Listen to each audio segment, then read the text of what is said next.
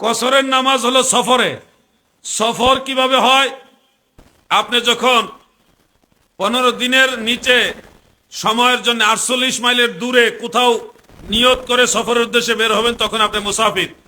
কখন বের হবেন? মানে যে কোনো সময় আপনি বের হইতে পারেন। সময় হলো একটা নির্দিষ্ট জায়গায় 15 দিনের বেশি থাকলে ওইখানে গিয়ে পৌঁছার পরে আপনি মুকিম হয়ে যাবেন।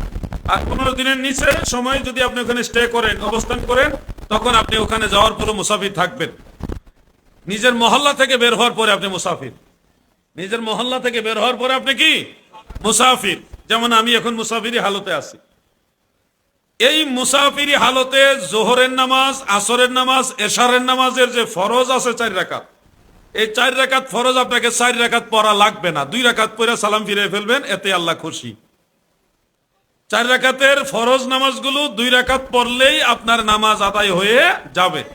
এছাড়া সুন্নত নফল নামাজগুলি সময় সুযোগ থাকলে পড়বেন, আর যদি সময় সুযোগ না থাকে না পড়লেও গুনাহ হবে না। এটা হলো মুসাফিরের জন্য বিধান। সুযোগ থাকলে সুন্নতে মুআক্কাদাগুলি পড়বেন, এটা। আর সুযোগ নাই, ফরজ 2 রাকাত পড়েই চলে যান।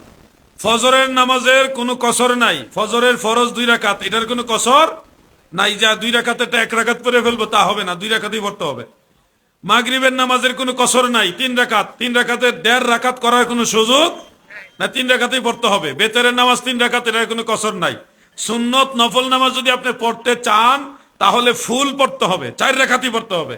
সুন্নত নামাজের কোনো কসর নাই, নফল নামাজের কোনো কসর নাই। এই হলো কসরের মাসআলা। এখন কসর মানে উমরি কাজা বলে দিলে তখন মানুষের মাঝে একটা বিভ্রান্তি ছড়ায়। আল্লাহ তাআলা আমাদের সবাইকে বোঝার তৌফিক দেন, বলেন আমিন।